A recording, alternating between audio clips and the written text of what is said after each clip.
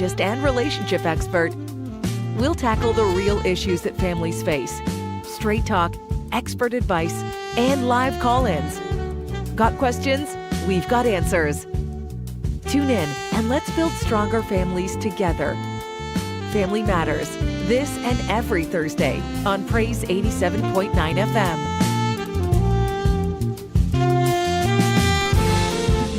It's Family Matters on a Thursday morning. We have a special guest in studio this morning. We have Dr. Sophia. Prophetic. Since Dr. Sharon is not here, we'll have Dr. Sophia. And special guest, Rhonda Cornwall. Amen. I remembered. Yes, you did. Good job. That's a rare occurrence. I don't normally remember people's names. We made a connection with Jamaica. Yes, we did. Sophia, this morning we're speaking about grief. Yes. You know, it's interesting. It's interesting. Just all week, well, last week and this week, I've been speaking about grief and the need to grieve. And I was speaking specifically to the two recent suicides that we had in our schools. And growing up for me, because I was in Jamaica, Rwanda, where I grew up, we used to hear about Duppy, ghost. Yeah, there's something came on as well. So when somebody died, and where I grew, the street lights were few and far apart. Yeah. Right? So if somebody died, the next thing that comes to your mind is Duppy. Yes. So the memory lasts for a long, long time. Because people used to die few and far apart too. Yeah. Right? But I realized of recent that when people die, you hear about it today, and tomorrow it just seems like life goes on for the community.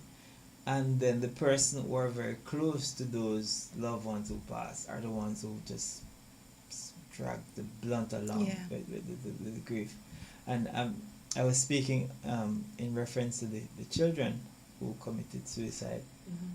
I don't think there is enough being done to allow even their classmates and schoolmates to grieve properly. And so people's minds get callous when people die. Yeah. It's like it's just another normal thing. I don't know if it's correct. I don't know what grieving does for the body. I don't know. Tell me. You are the experts. So we are continuing. Thank you, Dwayne. Yes. Quite apt. We are continuing the conversation on building intimacy in the family. And today we are looking at how do we deal with this very important topic of grief. Yes. We're going to learn what is it? How do we cope with it as adults and children? How do we support? As you mentioned earlier, you know, the question is, do you think we're doing enough to support each other? And I just want to share a little statistics with you. Did you know that nearly 1 in 3 people worldwide are grieving a recent loss at any given time? I didn't know. Okay. Despite this, grief is one of the most common. So we are recognizing it's quite common, right? Yes. But it's still misunderstood. And we have our dear colleague here with us from the Institute for Essential Care, Rhonda Cornwall, who will lend some support in getting us added information on how we can navigate grief. In the United States alone, over 2.5 million people die each year, leaving behind 5 million grieving children and teens. Wow. Yeah. I wonder what the statistics are for Cayman. Right.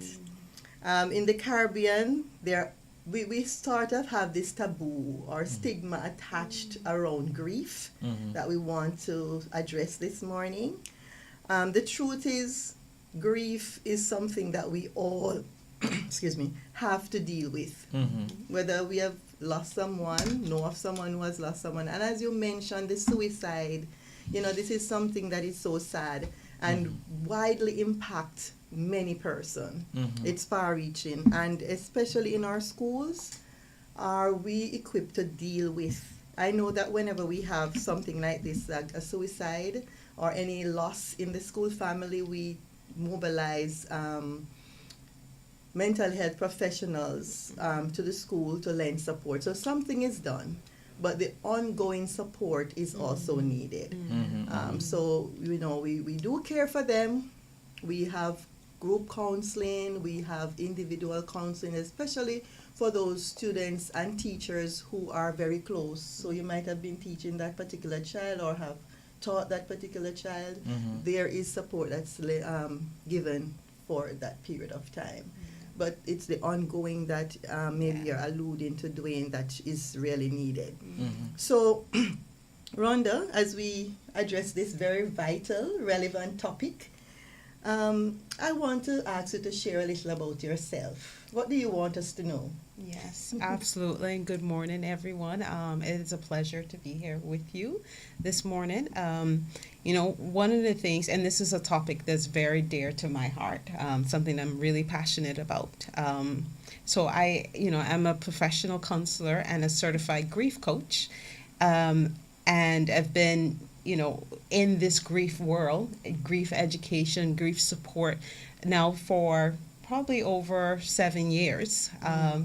And so that's something that I've been, really specializing in and supporting individuals, just with all different types of losses as well. Yes. And I like how you ended different types of loss, because the death of a loved one is not the only type of loss that causes grief, right? Absolutely. So what exactly is grief? So, in your own words. Yes. So grief is that oftentimes it's seen immediately an emotional response to a loss. When we've had something that is very dear and significant to us taken away, the response that we have as a result of that is what we term grief. So grief shows up in a number of different ways. And in fact, I think the one thing that I want people to understand is that grief affects the whole of us, or it can affect the whole of us, right? It's not just our emotions, but grief can impact us physically as well. But there is a definition that a formal definition that I want to share. It's actually from the grief recovery method. They have a definition that I like to share because it kind of encompasses that whole idea that grief isn't just about death of someone, but it's actually something that is all kinds of losses. Right. So let me just read that for you. It says, grief is the normal and natural emotional reaction to loss or change of any kind. Of itself, grief is neither a pathological condition nor a personality disorder.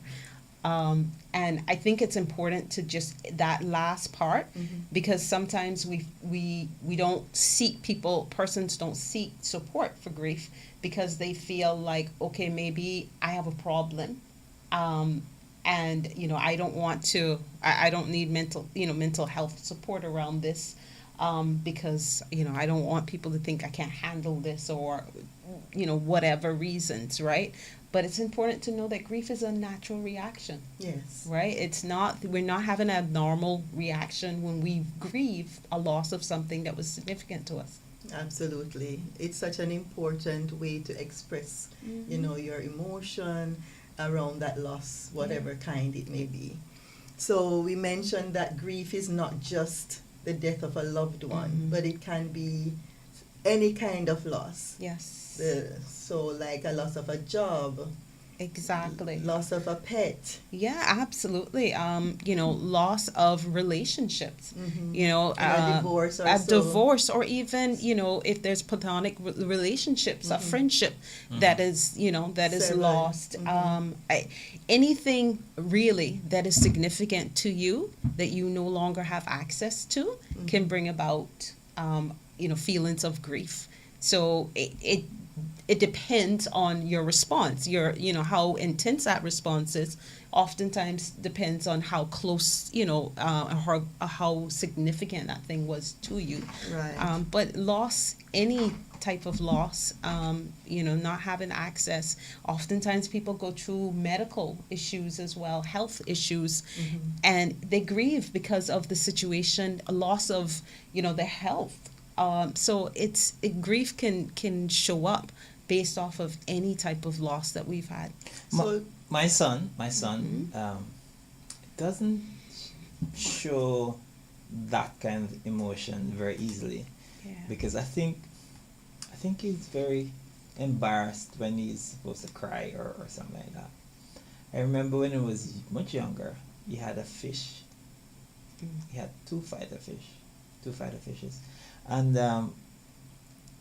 he came home, and one died. It was hard to deal with, but he dealt with it. He came home the next day, the other one died, Oh, wow. and it was so Wow. broken. I was Yeah. so broken, and then we went and got what was the things called? Like rats, yeah, Hamster? hamsters, and something happened, and one died, and it was just, Oh my. and he decided that he didn't want another pet. Yeah. It was just so hard to So deal with. devastating, Yeah. yes. Yeah. And I think even in that situation, right, this is where we look at what message did your son receive in those losses, Yes. right? Because that's oftentimes what forms our reaction to future losses, right? When we have these early experiences with loss and grief, and it isn't processed, it isn't really given the space to kind of deal Process with it and and deal process with it it, and yes. talk about it and really grieve. Then as adults, oftentimes when a loss happens, you see these sort of maladaptive ways of coping with it, or avoidance, or Right. not expressing the grief. It's because there Suppressing is it, yes. exactly, and behind that there is a belief that needs to be dealt with, that oftentimes isn't dealt with, and that's where we start the grief work. Is what are you believing about life? What did those losses teach you? And it sounds like it might have been like, pets die, or things that are close to me, things that I love, just die and leave me, kind of thing. And so I think it's an opportunity to have some real conversations. Yes. And that's one of the things that, and I'm sure we'll get to that further down, talking about how do we support those who are grieving, right? Because it's so significant, because like I said, we form beliefs about what happened to us in life, and those beliefs, fashion our lives. Let me ask you a question. Is there does it have any psychological impact on a person's behavior going forward? Yeah, absolutely. Again, it all depends on How it was our dealt with? exactly our response to it. What we do as a result of it. So for instance, if, and this doesn't have to be a young person, right? It could be anyone really. If to cope, someone decides to do something unhealthy. So Yes. for instance, they drown their defense. sorrows in Alcohol, alcohol whatever. or drugs or something like that. Of Or course. self-harm. Yeah, exactly.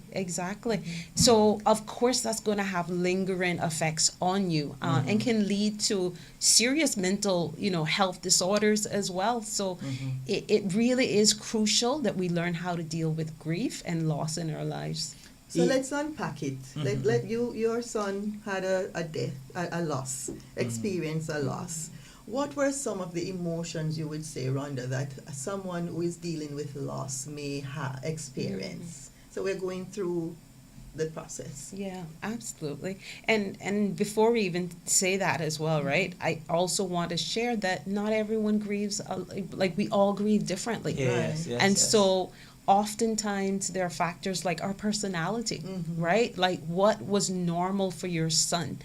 Was he someone that expressed his emotions? If he wasn't, then you're not going to necessarily expect him in grief to begin to, unless it is really intense and Intentionally done. right, To channel exactly. the emotions, verbalize it. right. Right. So And our religion plays a part in how we Absol- grieve and our culture. yeah, Because I remember reading about this lady, right, who was in her culture, when someone dies, they would cry a lot, very expressive in how they Yeah. mourn, and she would pick out her hair. yeah. And so when she transitioned to another country, she did the same thing again. So, it's culture can play a role, Yeah. and people around her thought that was abnormal, but that was a cultural expression of her grief because of her Yeah. background. Absolutely. And there's some cultures that, death and loss is almost celebrated in a sense of the rituals that are surrounded it, right? It's Right. not, what I would say is most of us, especially I think in the Caribbean and even in the Western world too, where you would say we live in a grief avoidant society. We don't want to hear about it. We don't want to talk about it because it makes us uncomfortable. And like you shared earlier in the beginning, it's these almost folklore sort of beliefs that adoptees, and so it brings a level of fear that surrounds grief Yes. and loss and death. And so we don't want to talk about it because it makes us uncomfortable. But the truth is grief, death. It's a normal expression, natural expression of loss. It happens in life. We're all Yes. gonna go through it at some point. We all go through, different types of loss. And so us having these discussions is so important because we need to start to normalize this That's right. so that people understand that it is okay for us to have these discussions, because then we learn how to deal with it. And especially setting the pace with our children. There is something that I've experienced myself personally, what I call delayed grief. Mm. And this was years after, probably about 7-8 years after. Yeah. My mother passed suddenly. We spoke the day, and she was quite alright. And then I got a call in the evening that she was no longer. Yeah. She wasn't sick as far as I knew. So when I went to the funeral, I mean, I was the person who went to the funeral home to identify her body before they dressed her and all those stuff. And I was at church before everybody else, and Wow. I stood in front of her, and I took as long as a gaze as I could. And for that moment, the only thing I could feel was joy and pride that I was the offspring of this wonderful woman. I did a eulogy, and I didn't write down anything. I just spoke from my heart because it was easy. And I kept remembering, even one of my friends saying, cry. Don't pretend. And I wasn't pretending. I was Yeah. just really happy. Even when I saw the amount of young people, and everybody called her mama, from the youngest to the oldest. And I was just happy. Fast forward to 7 or 8 years after, my grandmother died. I went to the funeral. I sat at the back. I was supposed to sing, and just before I was supposed to sing, they had something with her children. So those are my mother's siblings. Yeah. And when I looked up there, I say everybody, and they all looked alike, but I didn't see my mother. Yeah. And my eyes just started leaking. Mm-hmm. My face started crying long before I started, and I just couldn't hold it. Yeah. No, nobody else in the room was crying. My grandmother was 104, so we were celebrating. I was crying like hell. Yeah. Yeah. And I was crying because that's when the grief of my mother sat in. Yeah. And do you recall what was the thoughts that you were having in that moment? So yes, so it turned out that the very day before my mother passed, I had a dream of the same setting where I saw all of her siblings, but I could see their face, but her back was turned to me. And I found it a strange dream. And then when I saw them, the moment came right back to me. Yeah. Mm-hmm. Yeah. And I just couldn't hold it back. Yeah, and that is, I ask that just to demonstrate that what you are experiencing is what grief is as well, right? Yeah. In terms of sometimes we feel like, okay, the loss was 10 years ago, 7 years ago, 20 years ago, and I've dealt with that. I'm okay, right? Yeah. And then something happens. And Yes. all of a sudden, we feel like we're back at square one, right? yes. When it just happened. But that's just the nature of grief. Yes. And oftentimes it's, what's the thought that's associated Yeah. also with that, situation. So maybe maybe we're having a milestone moment, right? Yes. And we think she should have been here. Yes. And that brings on the grief. It brings on the longing for her, the missing her. So again, grief is really an expression of love, right? And it's you expressing, okay, she's not here for me to give her this physical love. I feel like after experiencing that, I feel like it was so necessary. Mm-hmm. Like something out of my life was missing from the day she passed until that moment. Yeah. And I think that is what brought closure for me. Yeah. Yeah. That was you accepting the fact that she's gone. She's gone, yeah. Mhm. So what are the 5 stages of grief? So, and Just to clarify what he was expressing just now. Yes. absolutely. And so one of the things that just I want to preface it when we talk about the 5 stages of grief, because I think it's important that we understand this as we talk about stages of grief, because oftentimes people will go, okay, well, what stage am I at, right? As if there is a finish line, right? To say, okay, once I hit this, my grief is done. I'm good. But the 5 stages of grief weren't created to be this sort of linear, step-by-step process. It came out of the work of Dr. Elizabeth Kubler-Ross, who worked with palliative and hospice patients. And so it was the grief that she saw them go through as they were facing death. And then, of course, it was adapted to help general grief and people dealing with grief. So, but the stages are denial. And again, oftentimes that denial shows up like shock, the disbelief that this loss has happened. And then anger. Once we begin to, process it and the realization starts to really hit us that, this individual, what we've lost, is really gone. Then oftentimes, and it doesn't have to be, but sometimes anger comes out, right? Because we're angry that this has happened to us. And Sometimes then we become angry with God for taking our loved ones. Absolutely. And then sometimes it is, we kind of look at ourselves and go, well, why did this happen to me?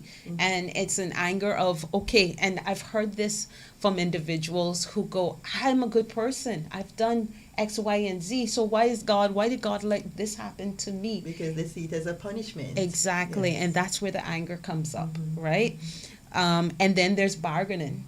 Yes. Right? This is where we go, well, God, if I do this and this, would you would you bring them back, or would you, and again, Heal them. yeah, exactly. If you're thinking about when this sort of theory was created, people dying, right? That you can definitely see the bargaining happening there, right? Heal me if I do this, this, and this. I promise to do this and this. And then once you've started to accept that the loss has happened, you know, sometimes depression is the next stage that can be felt, you know, because there's this realization that this is real. Yeah. And And for someone who has been diagnosed with a terminal illness and they are not seeing, the prognosis is not looking good, they're deteriorating, the symptoms are worsening, then they can also experience for themselves that depression. Yeah, absolutely. And one of the things that often can happen with grief is, and if you think about, for instance, with spouses, right? When someone has lost a spouse that maybe they've been married 20 years, 30 years, that sort of thing, and their loved one dies, there can be a sense of hopelessness, right? And just, you know, how do I live life without this they go person? shortly after. Helplessness, yes. Yeah. So that's where depression can come in, because anytime we have loss of hope, there is, you know, this emotional sort of cloud that comes over us. And so, you know, depression can be a result. And the final stage of it is acceptance. This is where, you know, we accept that the loss has happened. And then, you know, hopefully it means that we begin to sort of integrate that loss into our lives and, you know, continue functioning in life. But again, you know, I just want to stress that it's not a measuring, you know, stick. It's not. This is, you know, if It's I'm not at linear, No. so you don't go from denial to anger to depression and so on. No, it's not linear. You don't have to progress through like that. You can skip stages and you can be at acceptance and then go again into anger and the process starts over, and there's no time limit. As well. Absolutely. And also important to know is you may not experience some of those stages as well. So for instance, when my father died, there wasn't any anger for me, right? I wasn't angry with anything surrounding, you know, his death. Rhonda, could you just hold that? We have a caller coming in. Sure. Good morning, caller. Good morning. Thank you for taking my call. I noticed your Could you speak up? Could you speak a little louder? Okay, I noticed you're discussing grief, and I just want to find out, can you start at one stage, and even after many years, you're still there? For example, angry. You get anger, the anger stage, and every time you think about the loss of that particular loved one, you're still angry.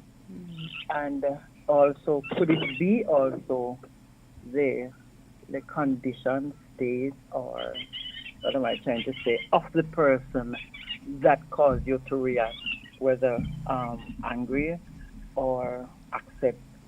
Just help me there, please. I didn't quite get the last part of It's the last part or the first part? the last part. So you're saying if you grieve, it's because you're saying based on the condition of the person you're angry. Hello? Yes, I'm saying the condition that the person dies in. Okay. Let me give you an example. I think I'm still angry over the death of a family member because of the way the person died. I think the person basically wasted and give away their life after years of pleading and begging and to turn your life over to God, and what you're doing is not right. You need to change your ways and all of that. And you saw the truth, you saw the light. The rest of us, we gave our hearts to Jesus, but you just stubborn. You stay out there, you wouldn't listen. Now that you die in this sinful way, I was angry. I was like, you didn't have to die like that. And no, I don't think I'll have the opportunity to see you again. You know, that's where I'm going. Okay. We have heard it now. Yes. All right. Thank you. Thank you. Thank you, caller. Please be listening to the response from the counselors. Yes. So there are things, you know, factors that can complicate our grief. And I think what the caller was expressing is one of those things, right?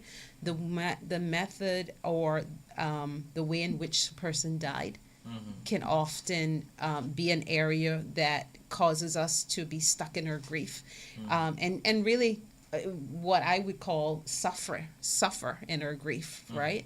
Because being that grief is that normal reaction, when something happens that we can't quite come to terms with, you know, those are things that really complicate it for us. And this is where it's helpful to see a professional to help, you know, helpful to see someone that can help you really work through those things, because if you look at it, you see things from your lenses, right? And that can sometimes limit the amount of help and the amount of work that you can do to process that grief. And so speaking to someone professional can really help you to work through that type of reaction. And again, there's nothing we can do to change the circumstances of what had happened, right? But the thing is, what we want to do is, how do we work on what your reaction to what happened? How do you, continue to look at this and view this and feel about what has happened? And that's How what... do you move on in life and recognize that it's something that you cannot change? Yeah. It's outside of your area of control. Yeah. And so you will need some support in that instance where you're stuck in anger to work through, so that you can move past that and work through to becoming, because in reality, when we are stuck, it can really lead to maladaptive behavior and habits. Yeah. So we can find it difficult to concentrate. So like when we have those suicides in the school, it can impact learning. Yes. It can cause us to be irritable. It can cause the anger that comes out, the resentment, and all of these negative things can really hamper us. So it is very, very important for us to seek professional support when we recognize that we are not moving forward where that grief is concerned. Yeah. Rhonda, I'm not a counselor, but I've learned over the past weeks. And listening to the caller, I realize I now suspect a number of issues there that were before before the Relational person died. issues, Yes. I think I would, and for those who are going through that now and the person has not died, I see where that person that we thought wouldn't change needed counseling, because they needed some counseling, because there were other things barring them from making that decision. That person could have benefited from some support as well. Yes. Before, because basically what we're hearing, maybe that wasn't verbalized, but the person might have been engaging in destructive habits, lifestyle, and so on, which prevented them from making that commitment. And so just getting that support to redirect them, to help them to make intentional decisions about their life, how to chart their course, would have been beneficial as well. And going back to where we started, his behaviors could be as a result of a grief from absolutely. Absolutely. or his or hers, I don't know. He could have been stuck. Yes. Absolutely. Yes. Yeah, and again, right, I think how do we get into lifestyles where we are engaging in destructive behaviors, or we have habits that are hurtful to us? If you trace it back, oftentimes it is associated with some type of loss, something that happened that we just didn't feel equipped to deal with. And that is where professional support comes in, right? When we have exhausted our coping skills and the way that we know how to cope, and we're starting to see maladaptive, and this, when we say maladaptive, we're talking about things that are harmful to us, that are not helpful to us. When we start to see these things creeping up in our lives, this is where we really need to engage others who can help us learn new ways and healthy ways of coping. Yes, because if you look back at there are so many degrees to loss. And a lot of times persons who are resistant is because they're struggling. Yes. And we can, provide that support, professional support, to help them to process what has kept them stuck in that maladaptive lifestyle, destructive lifestyle, and help them to chart a new course. Because a lot of times they know exactly what they want, but they just can't access it. Yeah. And every time they can't access it, then the brain will force them into that. To default. To default. Yes. Comfort. Mm-hmm. Like a young man who is drinking and doing all kinds of things that they know is damaging to themselves, but they just can't seem to break out of that habit. And when you trace it back, it was the loss of a father. Yeah. There was and I'm not talking just by death. There are some instances when it's by death, and this goes for females, because I know you always want to balance it, and I appreciate that doing. So it could be a divorce, and we have so many instances of separations here in the Cayman Islands that, when we see our young people acting out, we need to really not just lecture, but do something that is like seeking professional support for them. Because sometimes, just by sitting down and talking with somebody who can help you to work through all that clutter in your head is so vital. Yeah. And I'm not just talking, sometimes it's not just the talk therapy or the psychotherapy that we are talking about, but sometimes they are having mental health disorders resulting from the loss that they need support with. It can be medication, it can be manifesting itself in some physical way that it creates diseases and illnesses in the body, and we need to look at that as well. We shouldn't take these things for granted. Not at all. And I'm glad that psychology has evolved this way and is so readily available, because a lot of things used to happen out of ignorance. Yes. A lot of things we didn't know. We just didn't know. Yeah. And we used to call people bad, and we used to call all those kind of stuff Yeah. when they're really just victims Crying out for help. crying out Yeah. for help. Yeah. We're up on a break. We take a quick break and we're back right here on Family Matters. So yes, Grieving a loss or feeling overwhelmed? Feeling a sense of disharmony in your family or in your life? At the Institute for Essential Care, our grief counseling, family therapy, and mental health consultations offer compassionate support to help you heal and reconnect. Your peace, healing, and growth start here. Call us today at 1-345-325-7556. Email us at tifecscheduling@gmail.com. Visit us online at www.caymanessentialcare.com. How great the chasm. Living in the last days, we need hope. Our world is bombarded by crisis after crisis. This is why the Kings and the Ephesus churches present Hope for the Crisis Evangelistic Series. Starting on the 1st of June and continues to the 21st, join us nightly from Sunday to Wednesday and on Friday at 7:15 p.m. and on Saturday, Sabbath at 9:30 a.m. Held at the King's Seventh-day Adventist Church, our speaker will be Evangelist Pastor Vaughn Henry with co-evangelist Pastor Kevin Danvers. Do you want to be more hopeful? Then join us. You don't want to miss it. There'll be lots of surprises and gifts. Come, enjoy fellowship with the sustainer of all hope. See you on the 1st of June.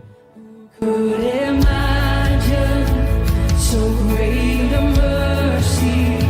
What heart could Strike Zone House of Fun, Rand Cayman's only laser tag arena invites everyone to an unforgettable experience where the entire family can enjoy alcohol-free, fun-filled time. Let Strike Zone House of Fun host your next birthday party, corporate event, fundraiser, church, school, and social events. We are located in Cannon Place, North Sound Road, units 224 to 227. Join our global membership program, create your own game ID, and earn bonus points as we get ready for league and challenges. For more information, visit our website, StrikeZoneLaserTag.com. Are you looking for real talk on love, marriage, parenting, and relationships? Join us every Thursday morning at 8 a.m. for Family Matters, a brand new show on Praise 87.9 FM. Hosted by Dwayne Uter, alongside Dr. Cheyenne O'Connor, a licensed clinical psychologist and relationship expert. We'll tackle the real issues that families face. Straight talk, expert advice, and live call-ins. Got questions? We've got answers. Tune in and let's build stronger families together. Family Matters, this and every Thursday on Praise 87.9 FM. Welcome back to Family Matters right here on Praise 87.9 FM. We're on a sad note this morning, are we? No, we're not. We're on a sober We want to note. normalize We're loss. on a sober Yes. note this morning. Yeah, we're talking about grieving and how to grieve. How to grieve properly. Yes, in a healthy, healing In way. a healthy, healing way. Yes. And the importance of grieving. Yes. The importance of grieving. And I think because growing up we heard that no man is an island, no man stands alone. It's really, I think it was God designed for us to grieve Yeah, of course. when we have some loss. Even he himself grieved. Yeah. Yes. Jesus Jesus wept. wept. Yes. Jesus wept. Jesus Yes. cried. Mm-hmm. Yes. And the fact that we were made with tear ducts and all that stuff. And it gives Exactly. such relief when Yes. you do. Yes. So we should not discourage. Let us encourage even our males to Yes. engage in crying and feeling that, what they call it, the washing of the soul when you cry. Yes. Yeah. It's a healthy expression, normal. Yep. And here's the flip side of that, right? What we when we're dealing with our emotions and our feelings, what it's going to come out one way or the other, right? And oftentimes when we suppress it, it comes out in ways that we don't want it to It comes come out on its own. Exactly. Yes. But it can show up as physical, sickness. And when you all of a sudden, you've seen, and sometimes this happens with persons who've experienced a loss, they will, maybe they're suppressing their emotions, and then all of a sudden they get a disease or they get some sort of illness that they never had before. And it's like, well, where'd this come from? Yes. Right? But oftentimes the body will do what it needs to do to try to Cope. try to cope, and it suppressed emotions do impact us. So it's important for us to learn healthy ways to release that and to know that it's okay to cry. It's okay, to be angry. Like oftentimes we don't, the anger and that's associated with grief, we don't want to feel that. We shun that. But it's important for us in a healthy way, right? In a way that's not going to cause harm to us or others. Right. Express that anger. Because, again, if you think of your emotions, I often say to my clients, they're indicators. What's going on with you? Why do you feel the sadness? Why do you feel the anger? Why do you feel the depression? Like, there's reasons behind that. So let's not just keep Dismiss them. Don't dismiss them. exactly. Yes. But let's talk about what's going on. Let's deal with the reasons they're there. And learn healthy ways to cope with them. So we're addressing them, we're speaking about them, and we're learning how to use them to channel them in a healthy way, because it's a part of who we are, and we are human, and we do have these emotions as a part of life and living. But we don't want to redirect it and become angry with our children, and then we become irritable and we can't get along with people. And no, that's not the way. We want to be able to channel it in a productive and healthy way so that healing can take place. So I would suggest and let me just give our numbers for those who want to share in the conversation who don't have the number. 945 9029. That's 945-9029. So I would suggest to our listeners, or to whoever is listening to us this morning, that going forward, you don't take loss for granted. Not at all.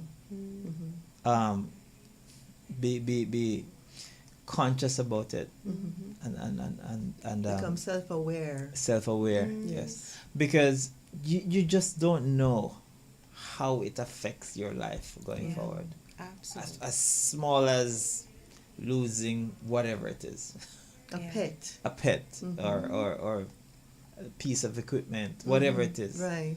Um, And when you become aware that you're not coping well, then do something about it. Yeah. Yes. For some people, they bounce back quickly, right? Yes. I talk with somebody, I do some self-care, and they are coping, and that's okay. But when you realize that you're in a crisis, don't ignore it. Don't suppress it. Get help. Based on what Rhonda said, it Yes. seems like suppressed grief builds or toxins in your body. If you could Yes. develop sicknesses Because of the illnesses. brain-body connection. Yes. So Yeah. it does transfer Yes. if we're not dealing with it. Mm. And we want to deal with it. So, Rhonda, how do we deal with loss? Yeah. How do we grieve loss of different kinds? We want to look at how do we support each other? What are some of the things that parents can do to help their children? Yeah. Because of these suicides that take place. So it does impact our children. And how do we cope as adults? Yeah. What can we do? Yeah. So, first of all, I think it's important for us to just understand that, again, we mentioned it earlier, that grief is unique to each of us, right? We all can react differently. Within a family, each person can grieve differently. And sometimes frustration comes about when we expect others to grieve the way that we're grieving, right? Like I've had people reach out to me and go, my family member isn't grieving because they're not crying or they're not doing X, Y, and Z. And it's often, okay, well, is that the way that they normally respond to things, right? So I think it's just having that mindset that, okay, you know what? Let me see, how each of us are grieving. What's normal for us, right? That's important, because if I'm not someone who normally is very emotional, it may not be that I'm going to be emotional at this time, and it doesn't say that I'm not grieving. Right? I may be processing it in my own way. And so it's important to start from there. That's the base to say, okay, what's normal for this person? And how can I support them in the way that they grieve, and not, comparing the grief and the way that people are grieving. Because I might want you, when I'm grieving, to just sit silently with me and don't say anything. Exactly. Or I may exactly. welcome getting some help with everyday chores, while I'm grieving. So I may, say, okay, if Rhonda calls and say, can I pick up something for you at the supermarket, or can I sit with your children while you're grieving? I can welcome that. Yeah. So I can do my grief differently. Exactly. I mean, some people, they need to work, right? They need, maybe it's gardening, or you see them cleaning the house and you're like, okay, she's grieving, she should be sitting down, or he should be sitting down. But no, they're working out their grief, and they're in a way that feels comfortable for them. Right. And instead of us trying to force them into a way that isn't normal for them, we need to, try to support them in the way that they are grieving, and just be there for them in that. So what are some healthy ways to grieve? Absolutely. So, again, allowing yourself to feel what you're feeling, right? If you're feeling, whatever emotion, and oftentimes the emotions of grief can feel like a roller coaster. You know, one minute you are, you know, crying, and then the next minute you may be reminiscing on a memory that brings you laughter and joy, right? And then it switches on you again, and it might be anger, because it's like, oh my gosh, I now realize that this person, I'll never have that experience again, right? And so that's the roller coaster of grief. And I share that to say, don't be alarmed by that. When you see that happening, you're not going crazy. You're just grieving. And that's important, because oftentimes people feel like, I just don't have any stable, you know, sort of place in my life right now where my emotions are concerned. Well, that's okay. If you're grieving, allow yourself to go up, you know, and down those roller coaster kind of ride, but also find ways that you can support yourself in that. So it might be something as taking a walk, right? Exercise is very good for clearing the mind, helping the body, Yes. helping you express your emotions, or journaling, praying, you know, talking to, you know, trusted family and friends. And I want to sort of insert something in there as well. And when I say, you know, talking to individuals, be very choosy, selective about who you share your grief with and who you know, talk to. Because if you find that there are individuals that shut down your grief because they're uncomfortable maybe, and they don't want to see you crying, they don't want to hear you talking about your loved one or how you're feeling, then maybe those aren't individuals that you want to share right away with your grief, right? Find individuals who can sit with you. Or sensitive. And allow you to feel what you're feeling, and Not judge you. not judge you, and not try to Fix fix right? Because sometimes, especially with loved ones, right, we want to fix the hurt. And our husbands, they always want to Yes. try to fix. Yes. And that's again, It's Yeah, just a okay. male thing. It's Okay, just a okay. male thing. and that's And that's good. that's you know, how there are we're times when you need the help. But Yeah. in the grief, the loss, yeah. just sit with us and help us to process without You judgment. know, Rhonda, I'm just now realizing something. An effect that my mother's passing had. Throughout those years, before my grandmother passed, I couldn't grieve. Because I remember Katie's mother passed. And I know I'm supposed to be feeling sorrowful and you know, sympathetic. I said some things, but I wasn't feeling. She was crying there beside me. To be honest, I wasn't feeling. And Yeah. that's okay. Yeah. You know. But how did you respond, even though you were not feeling? But I is really the supported. important I thing. really So you supported. sit with her, you hug her, Yeah. you say I really soothing supported. things, Yes. encouraging words. But I'm showing you how my grief It's or- different. no, Yeah. how my delayed grief Ah. affected my attitude towards persons grieving. at the Yeah. time. And again, sometimes when maybe we haven't, you know, properly grieved or given ourselves the permission to grieve, because whatever reason, sometimes, you know, we're afraid that if we start to grieve, there may be no end to it, Yeah. right? I've heard people talk about, you know, the fact that if I start crying, I may not be able to stop, Yeah. right? That's a fear. And so when there is an occasion that comes up and you experience, maybe it's someone else, like you're sharing someone else grief and loss, it might not be connected to you, Yeah. but you think that the right response is for you to have some sort of emotional, you know, connection to it. But maybe you're preventing yourself from doing that because, again, if I grieve this loss, Yeah. that old loss that It's I've gonna been come back. avoiding all this time is going to Yeah. come up. So I need to keep this sort of stoic kind of, you know, response so Guarded. that I guard and I protect myself. It's really a survival mechanism that Yes. we're engaging in. And so we need to talk about why are you trying to protect yourself, right? So again, these are all areas that we work on when you seek grief counseling, because there are things that you may not even realize that you're doing, but yes. you know, a trained counselor will see it and know, oh, okay, so you know what's preventing you from grieving the way that maybe is natural to you. But I also want to just talk about, you know, how parents can also, you know, continue to support their children that may be, you know, grieving as well. And I think important for parents to know too is that children will watch you, right? They will learn from you. Yes. They will know that, okay, it's okay for me to cry if I see mom crying or I see dad crying.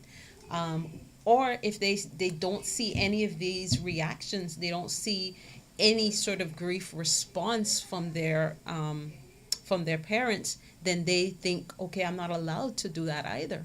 Like, so be very mindful of the messages that you're communicating to children by your behavior, because oftentimes we try to protect children, right? Because we don't want them to see, you know, emotions. Us being weak. Yes. Yeah. Or again, we think it's too much for them, but we also have to understand that they also grieve as well. Yes. And they need an outlet as well. So, For example, a child who has to move away will Yes. lose a friend or Yes, friends. yes. And they're grieving that loss. Yes. Yes. So we have to look at it Yes. from their point of view, perspective as Yeah. well. and again, we have to also, you know, make sure that it's, you know, how we support them and how we speak to them is age appropriate as well, right? That they Yes. can understand and you know, really kind of grasp what we're saying, and we're not giving them too much if they're younger children that maybe they don't know how to or it could create fear based off of what we say. So it's important for us to take those kind of factors into consideration, but just know that allowing children to express what they're feeling, and even Including anger. I was gonna say, even if they're in what we feel as inappropriate responses or behaviors, sometimes that's just them trying to work through their cope, grief. yeah. And trying to express what they're feeling and maybe not have the words to express. Yes. And sometimes it becomes an inappropriate behavior other than the discussion, you know, a lot of times, because they probably don't have the vocabulary to express it adequately. Yeah. And sometimes they're quiet, Yeah. but they're thinking Yes. a lot of things, and you wouldn't just imagine the things that they're thinking. Yeah. I learn a lot from my kids. Just recently, when Katie's dad passed, we were at the graveside in Boston. Yes. And Seth was standing beside me, and he was just there quiet, and for all the time he was just there quiet, and I thought that this guy just wanted to leave and go home because, you know, it's funeral or whatever. And then I realized that he started wipe his eyes. As I told you from earlier on, he's the kind of person who he gets embarrassed when he's supposed to cry, and so he quickly wiped his eyes, and then he just couldn't wipe it fast enough, and then you just see the tears start rolling down. I didn't know that he was there grieving so much, Yeah. you know, and because I knew that, I find out that he's kind of embarrassed by that. I said, "You want us to go to the car?" And he said yes, and we went to the car.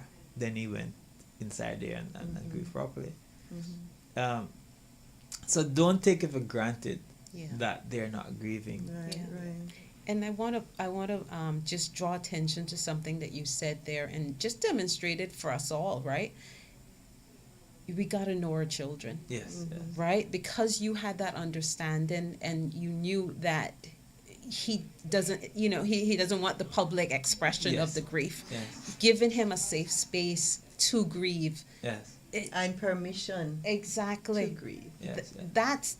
That's so important, right? So I know, and I want to just acknowledge that if the parents are also grieving, it can be a hard task to also support your grieving children as Yes. well, right? So it's not an easy thing to say, okay, well, you got to be mindful of your child, watch your child. You're grieving yourself, right? But I think there are times when you can maybe bring in other family members, friends as well, to help support you in the family as well, right? Very important, yes.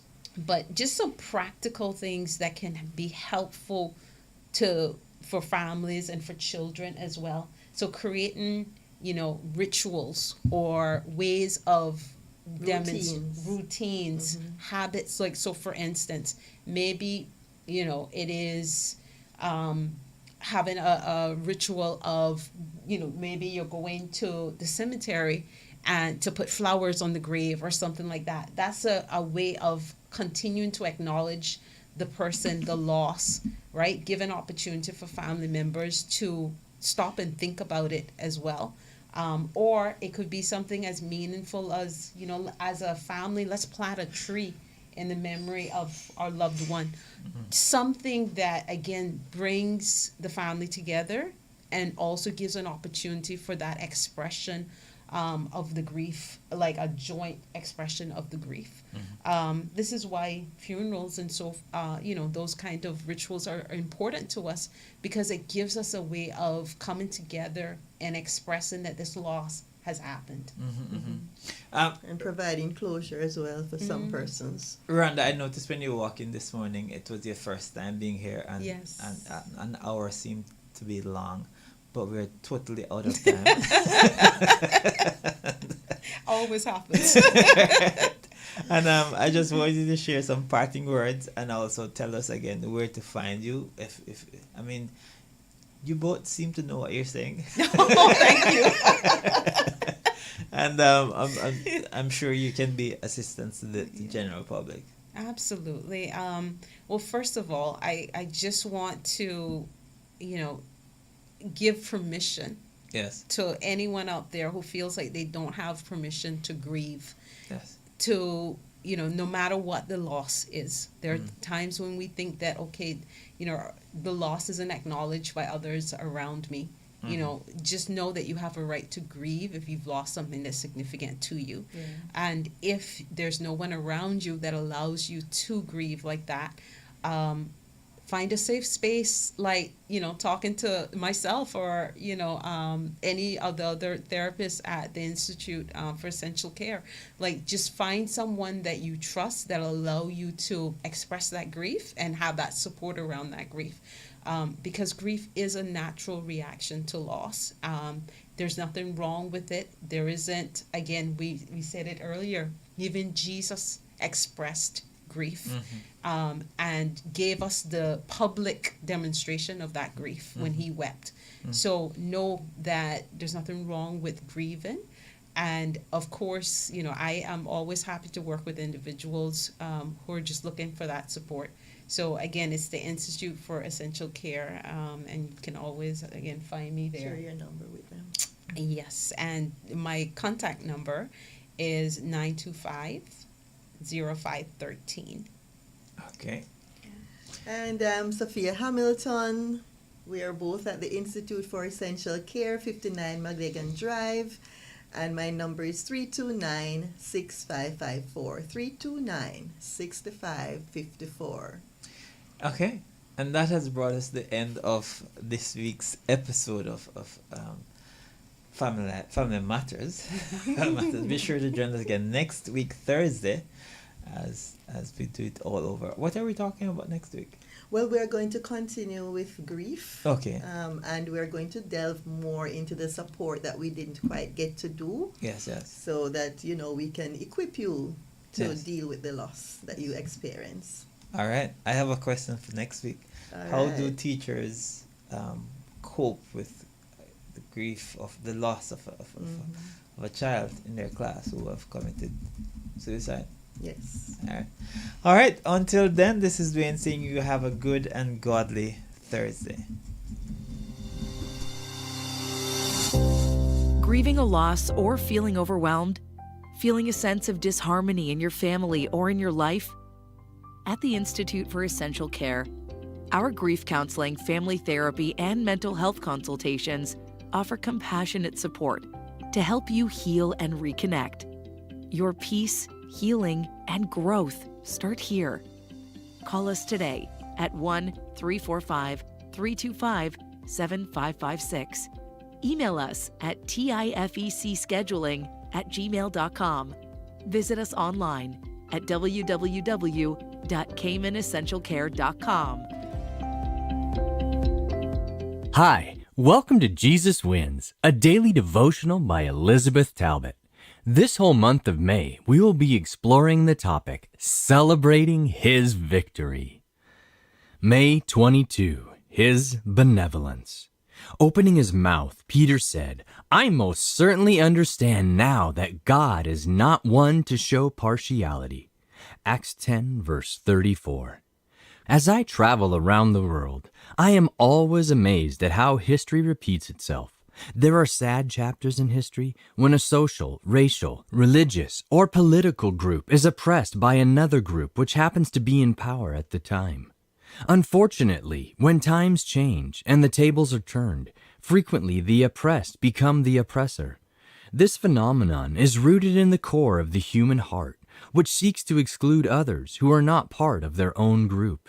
In the New Testament, members of the newly formed Christian community had a hard time understanding that God's benevolence and goodwill was directed towards all individuals, not only those of Jewish background. It was so hard for them to understand God's favor upon the others. The religious people were much harder to convince of the inclusivity of God's love and salvation than the Gentiles were. A case in point is the story of Cornelius and Peter, narrated in Acts 10. Cornelius was a centurion who had become a God-fearer, which means that he worshipped the God of Israel, but had not converted to Judaism and was not ritually circumcised. On the other hand, Peter had been with Jesus during his public ministry. He was a disciple, one of the 12, and a member of his inner circle of 3 disciples who witnessed additional divine manifestations. Having been reinstated to ministry after denying his master, he experienced Jesus' grace and love firsthand. Yet it took a lot to convince Peter that he should step into Cornelius' house.